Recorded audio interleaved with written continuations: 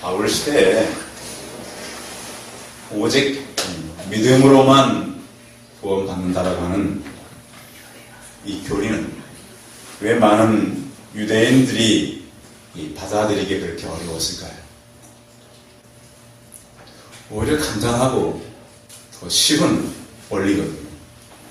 왜 그랬는가 이 조사를 해보니까 그 유대교인들에게 그러게 지금까지 2000년 동안 뼛속까지 지켜왔던 613가지의 율법과 또 거기서 파생됐던 장로들의 유전과 거기에 대한 많은 해설집들이 그들을 꽉 붙들고 있었습니다. 그래서 바울이 오직 믿음이라고 하는 이 말씀을 선포했을 때 그들에겐 그렇게 큰 거리낌이 됐던 것입니다. 그래서 바울이 갈라디아 교회를 세워놓고 또 다른 곳에 가서 복음을 전할 때 이 갈라디아에 원래 이 유대교인들이 가지고 있던 그 유대 율법을 가지고 다시 들어오고 그래서 오직 믿음으로만 구원을 받을 수가 없고 율법을 더 해야만이 구원을 받을 수 있다. 이렇게 가르친 것입니다. 이 사람들은 물론 거짓 교사들이죠. 오직 믿음으로만은 안 되고 다시 할례도 받고 율법을 지켜야만이 온전한 구원을 받을 수 있다. 그래서 바울이 가는 곳마다 가장 거친 돌이 되는 사람들이 바로 유대 교인들이었어요. 왜? 그들이 모세 이후부터 가지고 있었던 이 율법은 그들과 함께 있었고 이것은 도저히 그들과 뗄래야 뗄 수 없는 것이었어요. 근데 바울이 말하는 이 복음은 어떻게 보면 율법을 거의 포기한 것이었습니다. 그래서 갈라디아 교회는 다시 이 거짓 교사들로 인해서 율법이 들어와 버린 겁니다. 그래서 바울은 굉장히 이 거친 언어로 이 갈라디아서를 기록하게 됩니다. 축복이 아니라 저주를 선포할 뿐만 아니라 구원의 조건으로서 행위에 분명한 구분을 지을 뿐만 아니라 많은 종교 개혁자들은 이 갈라디아서를 통해서 이 갈라디아서는 곧 내 서신입니다. 갈라디아서는 바로 내 글이고 내 책이고 또 나는 갈라디아서와 약혼했다. 이 갈라디아서는 내 삶의 가장 핵심이다. 이렇게 얘기한 것입니다.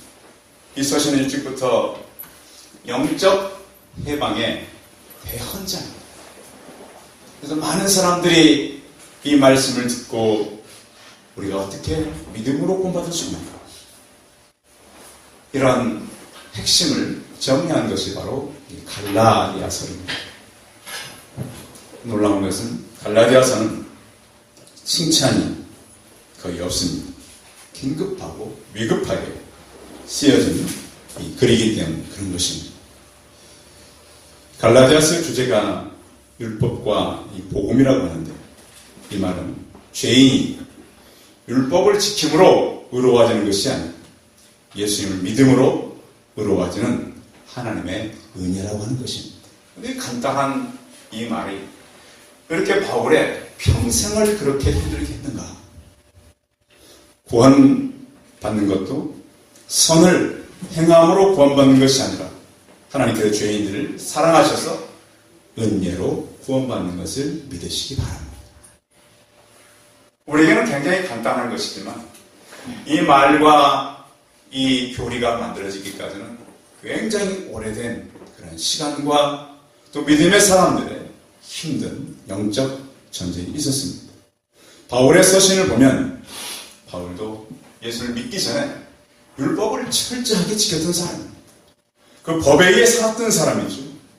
그런데 그가 예수 그리스도를 만나고 나서 주 예수 그리스도를 아는 지식이 가장 고상하기 때문에 가장 내게는 최고의 것, 엑설런트한 것이다. 이거 외에는 더 이상의 어떤 지식과 어떤 나를 바꿀 수 있는 다른 학문이 있을 수 없다. 이렇게 바울은 선포한 것입니다.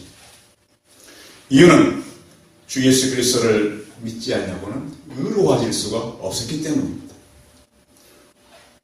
오늘 우리가 같이 묵상해야 될 말씀, 우리가 많이 암송하고 들었던 그런 말씀입니다. 나를 십자가에 못 박음으로 어떠한 일이 나타나는가? 또 바울은 이 예수 그리스도의 십자가 사건과 자기를 같이 연결하고 있습니다. 우리는 이 복음에 대해서 나와 예수의 그리스도의 관계가 별로 연결되는 것이 약할 때가 많아요. 근데 바울은 십자가에 못 박힌 예수 그리스도를 자기의 것으로, 내 것으로 이렇게 여기고 있다고 하는 것입니다. 예수 그리스도와 같이 묶여있는 사람은 그 내면의 변화가 시작됩니다. 원래 우리는 누구죠? 죄인입니다. 근데 죄인인 우리가 어떻게 살려고 하냐면 나 중심적이고 자기 고집대로 자기 마음대로 살고 싶은 것이 바로 누구죠? 나입니다. 아마 오늘 말씀을 들으면서도 목사님 설교보다는 내 마음대로 살고 싶은 것이 바로 여러분이시죠. 그렇지만 우리가 아무리 듣는다고 사람이 바뀌는 게 아니에요. 사람은 누구 얘기를 듣는다고 내가 들었지 그 얘기에 따라 바뀌는 게 아니에요. 착각하는 거예요. 늘 그것이 맞다 그런데도 여러분 맞겠어요? 입에서는 맞다 그러는데 그렇게 살지는 않아요. 이게 바로 자아예요. 자, 이 나라고 하는 것은 어떻게 보면 나를 망치는 것이 바로 나인데도 내가 알아요, 몰라요? 몰라요. 저도 저를 이렇게 발견하게 되는 이유가 뭐냐면 특히 이제 교회에서 이제 말씀 묵상하고 설교 준비 끝나고 어디를 가도 제가 집에 가서도 많이 무너져요. 그래서 제가 왜 우리 원장님께서 그렇게 이 집회 뜨겁게 받는 우리를 향해서 학생들이 집에 돌아가면 사탄이 몽둥이를 갖고 서 있다는 얘기를 제가 이해를 하겠어요. 교회 사무실에서 제가 아무리 은혜를 받고 말씀을 준비해도 상황이 다른 곳으로 옮겨지면 이것이 시험으로 올 때가 참 많아요. 그래서 저도 그래요. 제가 말씀대로 살겠습니까? 못 살겠습니까? 어떠세요? 철저하게 살지 못하면서 설교해야 되는 저는 정말 힘든 거예요. 여러분 속으로 그렇게 생각하셔야 돼요. 목사님도 참 힘드시겠다 생각하셔요. 왠지 아세요? 정말이에요. 이 말씀을 묵상은 할 수 있어요. 살겠다라고 막 헌신할 수 있어요. 그러나 모든 상황이 저를 그렇게 살아갈 수 있도록 살게 하지 못해요. 오늘 바울은 내가 그리스도와 함께 십자가에 못 박혔다고 하는 것은 자기의 본질적인 전인격적인 변화를 말하고 있어요. 그런데 바울 자신도 전인격적인 변화와 본질적인 변화가 있었나요? 그러지 못했어요. 바울도 전도회에 가면서 싸웠거든요. 다퉜다 그러는데 성경과 심히 다퉜다. 그 사람 그러면 저 사람 가짜다. 우리 그렇게 말할 수 있나요? 아니라는 거. 근데 바울은 그런 부분에 대해서 이렇게 잘 설명해주고 있는데 기독교는 사실은 겉이 아니라 그 내용이죠. 한 부분이 아니라 전체라는 거예요.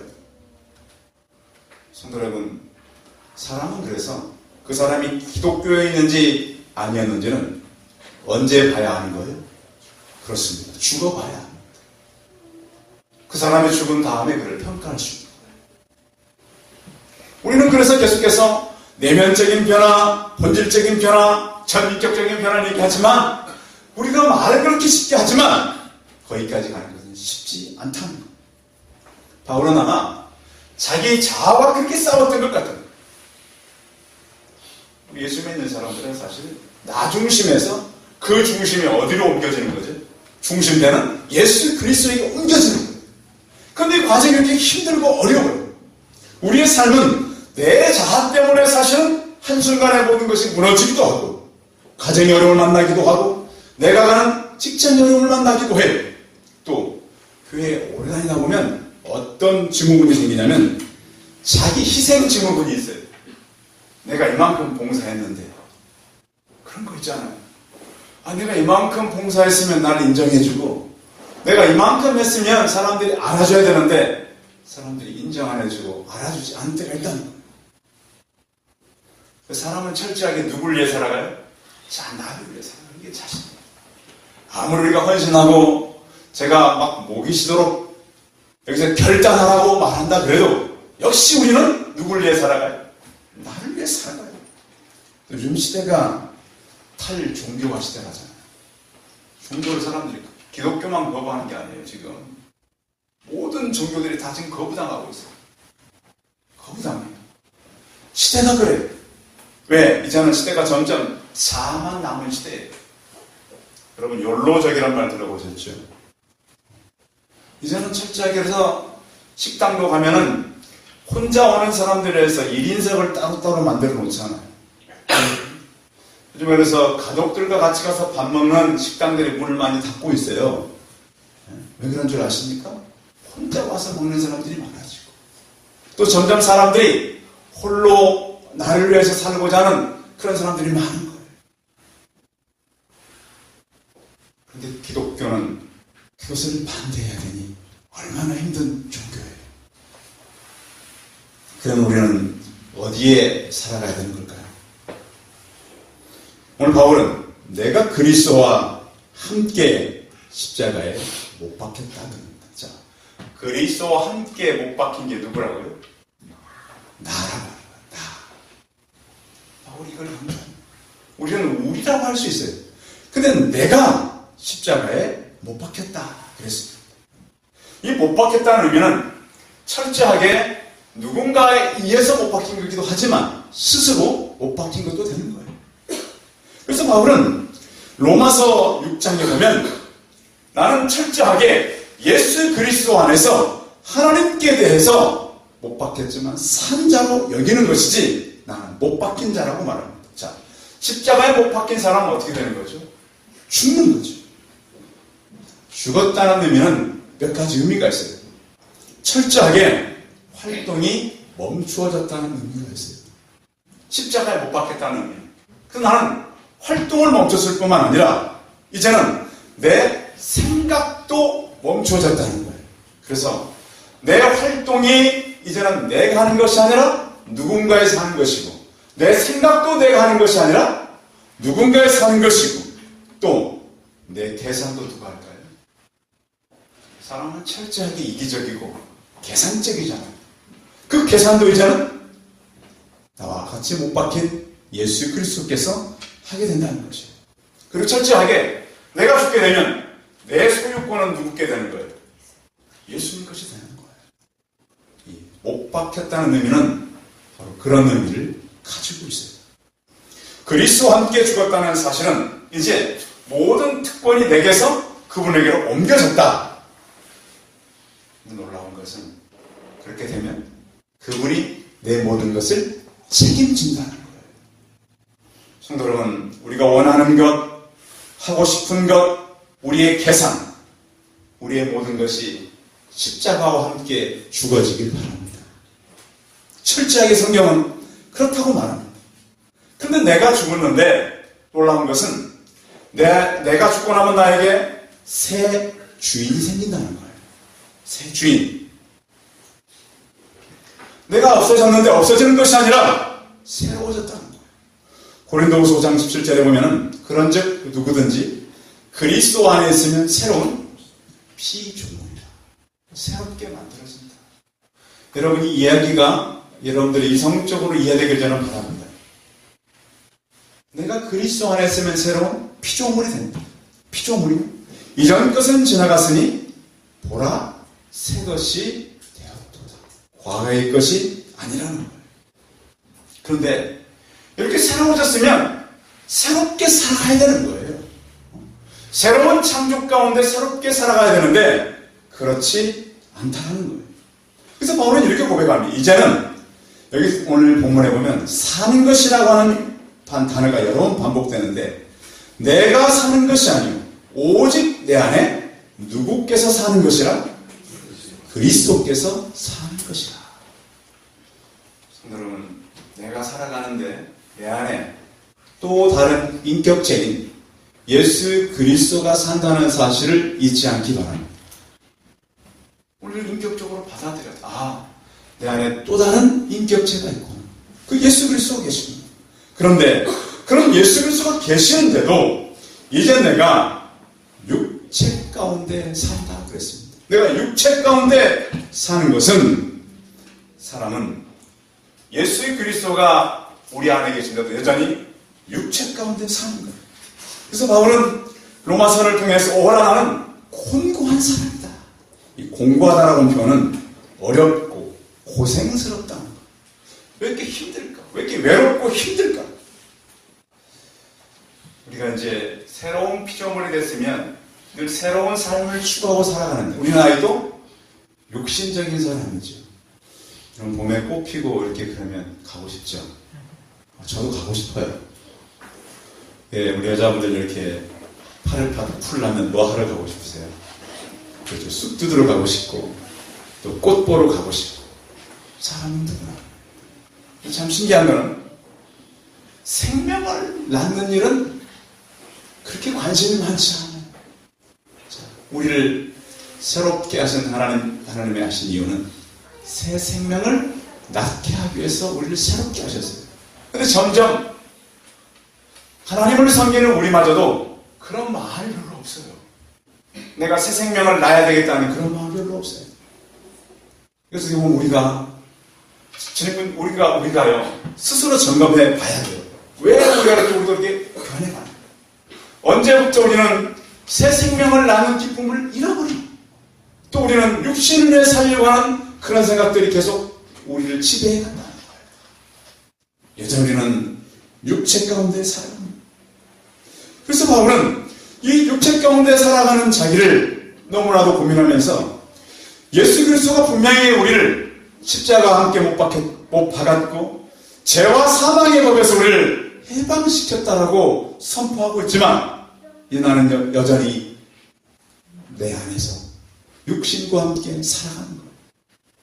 성경에 보면 많은 사람들도 하나님을 믿고 나서 믿음으로 산다고 했지만 그들에게 믿음으로 살았던 것보다는 육신으로 살 때가 많았어요.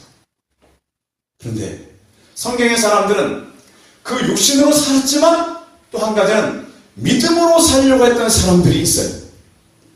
마지막 부분에 보면 나를 사랑하사 나를 위하여 자기 자신을 버리신 하나님의 아들을 믿는 믿음 안에서 사는 것이라.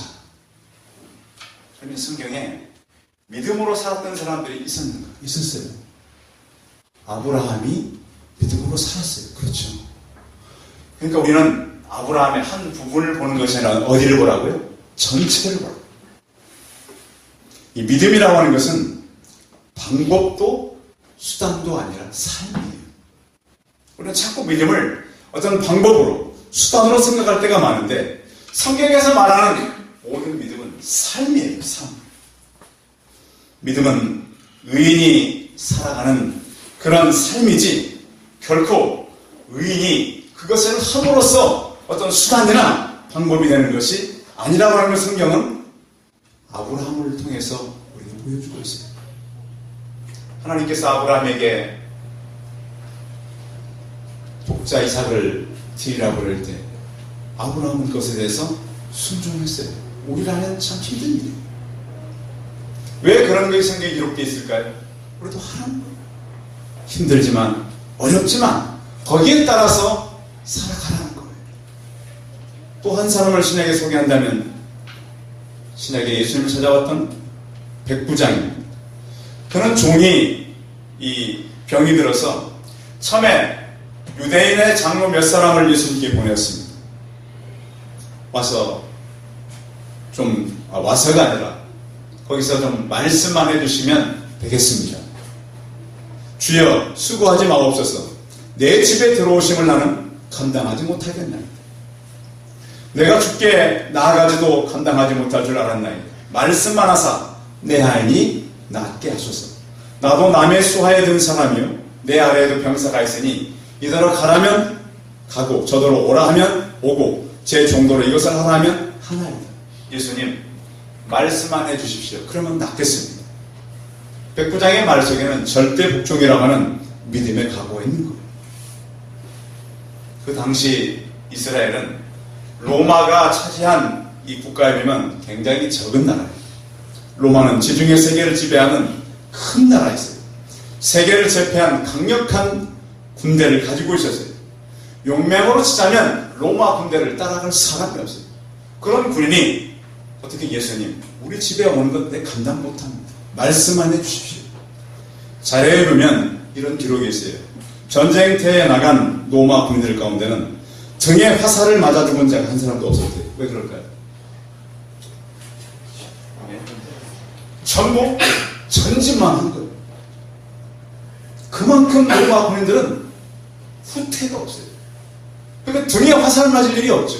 전부 맞으면 어느 쪽에 맞는 거예요? 앞에 맞는 거예요. 그렇게 유명한 군인들이 바로 로마 군입니다. 백부장은 현장 경험이 없이는 될 수가 없어요. 전쟁을 치러본 사람만이 백부장이 될 수가 있어요. 그런 군인이 자기의 지배를 당하는 그 나라에 예수 그리스도를 어떻게 믿을 수 있었을까요? 그는 그 예수 그리스도를 믿고 우리 집에 오면 감당치 못하겠습니다. 말씀만 하옵소서. 우리는 주님의 말씀보다 내 고집과 내 주장이 앞설 때가 많아요. 아마 예수님께서 그 종을 데려와라. 그럼 데려왔을 거예요. 너가 직접 알아. 그럼 왔을 거예요. 예수님께서 그의 믿음에 대해서 이렇게 평가하셨어요. 이스라엘 중에서도 이만한 믿음을 만나보지 못하였노라. 성도 여러분, 예수 그리스도를 우리는 믿음으로 살아갑니다. 아브라함의 그런 순종과 백부장 같은 그런 순종이 아이도 육체 안에 우리가 살아가지만 그 믿음의 헌신과 순종이 있기를 바랍니다. 하나님은 그것을 우리에게 성경을 통해서 기록하고 있습니다. 또 믿음 안에 산다라고 하는 것은 옛사람은 죽고 새사람으로 사는 것인데 우리의 성품이 죽어가는 것, 정욕과 탐욕이 점점 사라져가는 것이죠. 그러니까 모든 것은 한 번에 되지 않습니다. 우리는 오직 믿음이라 그래서 한 번 외쳤다고 모든 것이 되는 것이 아니고 우리의 인격이 모든 것이 한 번에 완성되는 것이 아닙니다. 하나님께서는 구약을 통해서도 너희는 스스로 거룩하라 그랬습니다. 내가 거룩하니 거룩하라. 네 율례와 법을 지켜라 그랬습니다. 근데 우리가 갖고 있는 우리의 믿음은 병든 자상일 때가 참 많습니다. 잘못된 생각, 잘못된 믿음을 가질 때가 많다라고 하는 거예요. 그런데 우리가 오직 한 가지 할 수 있는 거예요. 하나님께서 예수 그리스도와 함께 십자가에 못 박았다고 하는 것입니다. 이것은 거의 완료 수동입니다. 우리가 할 수 없으니까 하나님께서 하신 거예요. 내가 져야 할 우리의 십자가가 있어요. 그런데 우리는 지지 않고 끌고 가다가 포기할 때가 참 많아요. 나는 죽고 새 사람으로 사는 것은 성령을 따라 살아가는 거예요. 육체의 소욕이 사라지고 성령에 의해서 우리 삶이 변해가는 거예요. 사도행전의 역사는 성령을 따라 살아가는 성령 행전인 거예요. 우리는 상황에 따라 일어날 때가 참 많아요. 상황에 따라 살아갈 때가 참 많아요. 그럼 이제부터는 우리는 성령을 따라 살아가시기 바랍니다. 주의를 지킴과 또 우리가 일해감에 있어서도 마찬가지예요. 내 생각과 내 마음의 것들을 십자가에 못 박고 여전히 육체 가운데 우리가 살아가지만 성령을 따라서 하나님의 나를 지키고 분별력을 가지고 살아가시기 바랍니다. 오늘 바울은 갈라디아서를 통해서 내가 사는 것은 내 속에 그리스도와 함께 살아가는 것이다. 내가 사는 것은 여전히 나는 죄성을 가진 육체 속에 살아갑니다. 그러나 나는 오직 믿음으로 사는 이유를 말씀하고 있습니다. 믿음으로 산다고 하는 것은 간단한 이야기지만 우리의 삶의 전 생애를 통해서 믿음으로 살아가는 저와 우리 성도들이 다 되시기 바랍니다. 기도하겠습니다. 살아계신 하나님, 오늘 사도 바울은 내가 그리스도와 함께 십자가에 못 박혔다고 말씀하고 있습니다. 나는 온전히 죽었고 이제는 내 속에 그리스도가 살아계시고 나와 함께 살고 나는 여전히 죄성을 가진 육체 가운데 살아가지만 하나님의 아들을 믿는 믿음으로 산다고 고백하고 있습니다. 하나님, 아브라함의 믿음을 우리에게도 주시옵소서.